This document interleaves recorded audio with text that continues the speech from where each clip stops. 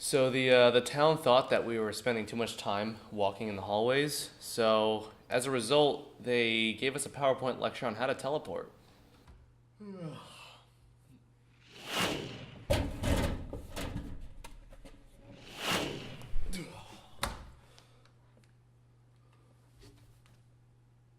Some people just can't get the hang of it.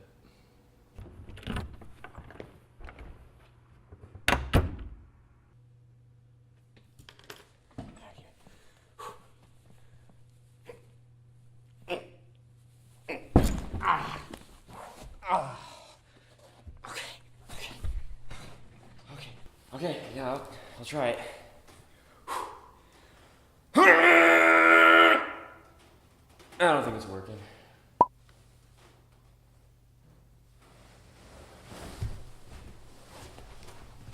Yeah, we still don't know where he is.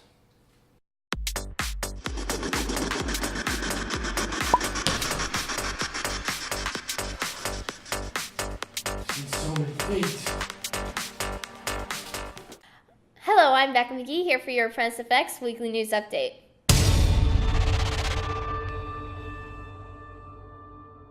Listen up, all you lovely 4th through 6th graders. On Wednesday, September 28th from 6 to 7:30, Lindsay and Stacy will be hosting an interactive kindness workshop. You will learn how our differences make us unique and interesting, as well as how to accept each other's differences to make the world a better place. Email Lindsay at youtheagency.org or call 860-210-2030 to RSVP for this workshop. To add to the fun, our enrichment culinary class is now being offered for Schaghticoke and Sarah Noble students. Vincent is still looking for more students to join any of the enrichment courses for our fall enrichment session. Be sure to contact him at vincent@youtheagency.org to save your spot in a course of your choice.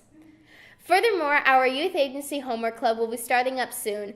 The club is looking for volunteers and mentors to help 3rd through 7th graders with homework, studying, and organization skills. If you are interested, contact Jason at youtheagency.org for more information or to sign up. That's all for now. This has been Becca McGee, and I will see you next week. There aren't a whole lot of ways to prepare yourself for the SATs. You can watch YouTube technique videos or even take SAT prep semester courses offered at the high school.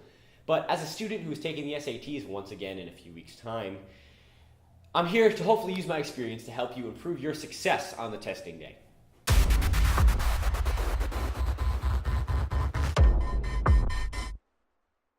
Even if you've never taken an SAT or an ACT test before, you can still understand the feeling of that torturous exhaustion we feel in the early morning after waking up from a warm, comfortable sleep to ride a cold metal school bus all the way to school, before the sun's even peeked over the horizon. But I can assure you that on the testing morning at 7:35, when tests are being passed around to you and your classmates, the only thing you'll be able to focus on is how comfortable you were on that moment you got out of bed. So here are some tips to stay awake on the testing day. A big part of testing successfully is eating right and having enough fiber, energy, and vitamins to stay awake in class that early in the morning. There is a lot of breakfast foods to eat that will keep you going for hours without getting hungry or drowsy.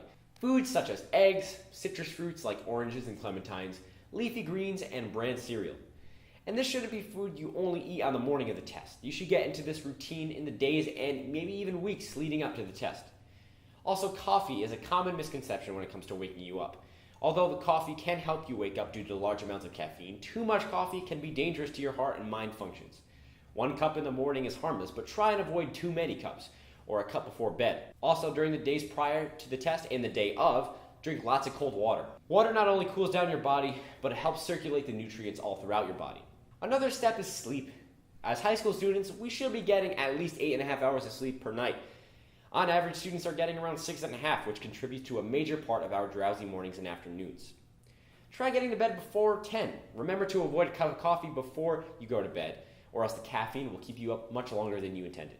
Lastly, you should practice reading articles and addressing the main issue and the author's literary choices. Now, I know this may seem like it's out of left field, but as you may know, a big part of the test is reading comprehension, and from my experience, this is one of the most, if not the most difficult part for students because it takes a lot of close reading and analyzing, which is hard to do when you are timed at 8 o'clock in the morning.